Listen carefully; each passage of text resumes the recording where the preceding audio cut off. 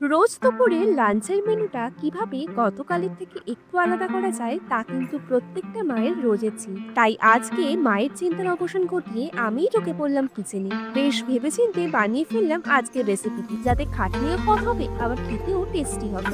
বানিয়েছিলাম আজ soya fried rice, but with a little twist, and the twist comes here. প্রথমে সয়াবিনগুলোকে উষ্ণ গরম জলে ভাপিয়ে জল ঝরিয়ে একটা পাত্রে নিয়েছি। এর মধ্যে একে একে অ্যাড করেছি অল্প একটু আদা রসুন বাটা, একটা ডিম, স্বাদ মতো লবণ আর একটু গোলমরিচ গুঁড়ো।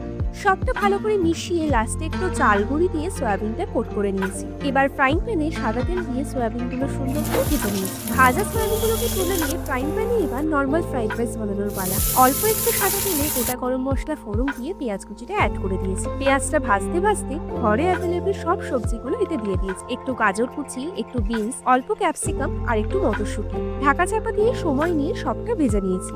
সবজিগুলো সিদ্ধ হয়ে আসলে এর মধ্যে ভাতটা অ্যাড করে ভালো করে মিশিয়ে স্বাদ মতো লবণ, একটু বেশি করে গোলমরিচ গুঁড়ো আর একটু সয়া সস দিয়ে সবটা ভালো করে মিশিয়ে নিয়েছি। ভাতের কালার চেঞ্জ হয়ে আসলে ভাজা সয়াবিনগুলো দিয়ে সবটা ভালো করে মিশিয়ে নিলেই রেডি আমাদের আজকে সোয়া ফ্রাইড রাইস। এই একটা রাইস রেসিপি দিয়ে দুপুরের লাঞ্চটা আরামসে সেরে ফেলা যায়। আজকের রেসিপি ভালো লাগলে লাইক এন্ড সাবস্ক্রাইব করতে ভুলবেন না। Thank you for watching.